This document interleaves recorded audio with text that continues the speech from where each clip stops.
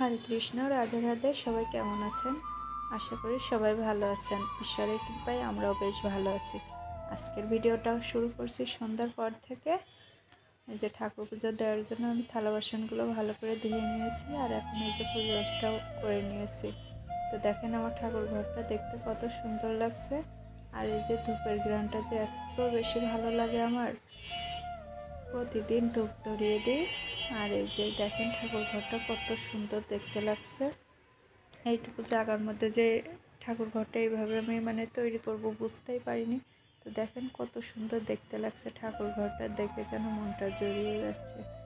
আর এদিকে যে বাবু খেলা করছে, আর ওকে কিন্তু মশারিটা বাঁধিয়ে দিয়েছি, নাহলে আমাদের রুমে অনেক মশা, তো যার কারণে মশারিটা বাঁধিয়ে দিয়েছি, আর ওর মধ্যে খেলা করছে। রাতে রান্নাবান্নাটাও করে নিয়েছি।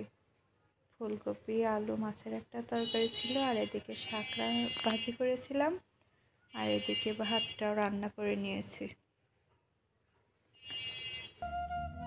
তো এটাই ছিল রাতের খাওয়া দাওয়া। আর রাতের খাওয়া দাওয়াটা কিন্তু আমরা সেরে নিয়েছি। তো তারপরে যে থালা বাসনগুলো প্রতিদিনের মতোই যে ধুয়ে পরিষ্কার করে জল ঝরাতে রেখে দেব। আর বাবু কিন্তু ওদিকে ঘুমিয়ে পড়েছে, তো যার কারণে আমার কাজ করতে আরও অনেকটাই সুবিধা হয়ে গেল। আর প্রতিদিন রাতে এইভাবে থালা বাসনগুলো পরিষ্কার করে রাখলে কি হয়, সকালের কাজগুলো অনেকটাই কমে যায়। আমার যেহেতু ছোট বাবু আছে, সকালে ঘুম থেকে উঠে সমস্তটা ওকে নিয়ে সামলিয়ে উঠতে পারিনি, তো যার কারণে কিছুটা অন্তত যেটুকুই পারি রাতের কাজটা করে রাখার চেষ্টা করি। তো যাই হোক, থালা বাসনগুলো যে পরিষ্কার করে আমি ধুয়ে রেখে দিয়েছি। এখন এই যে ঘড়িতে প্রায় 9টার মতো বাজতে চলেছে। তো আরও কিছু কাজ আছে, তো সেগুলো করে নেব। আর ফ্রিজে অনেক দিন ধরে মশলাটাও শেষ হয়ে গিয়েছিলো, তো ভাবলাম যে আজকে মশলাগুলো বেটে ফ্রিজে রেখে দেব।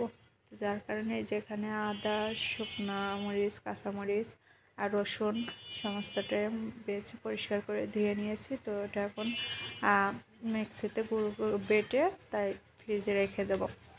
তো তারপরে যে রান্নাঘরের সমস্তটাই গুছিয়ে নিয়েছি, আর এই যে রান্নাঘরের প্রতিটা কোণে কিন্তু এভাবে পরিষ্কার করে রেখে দিয়েছি, দেখেন। আর এই যে রান্নার কাজে যে কাপড়গুলো ব্যবহার করি সেগুলো কিন্তু পরিষ্কার করে ধুয়ে নেড়ে দিয়েছি। আর এদিকে র্যাকের নিচে কিছু পেঁয়াজ, আলু এগুলো এইভাবে রেখে দিয়েছি যাতে নষ্ট না হয়ে যায়। তো ফাইনালি আমার রান্নাঘরটা এখন গোছানো হয়ে গিয়েছে। তো দেখেন এমনটা দেখতে লাগছে। আর সকালে ঘুম থেকে উঠে কিন্তু একটা পরিপাটি রান্নাঘর দেখতে কার না ভালো লাগে বলেন? আমার কিন্তু অনেক ভালো লাগে। আর রাতে যতই দেরি করে ঘুমাই না কেন, রান্নাঘরটা এভাবে পরিষ্কার করে রেখে দিলে সকালে ঘুম থেকে উঠে আর কোনো তাড়াহুড়ো করা লাগে না। তো দেখেন অনেকটাই রাত হয়ে গিয়েছে। তো আজকের ভিডিওটা এই পর্যন্তই। টাটা।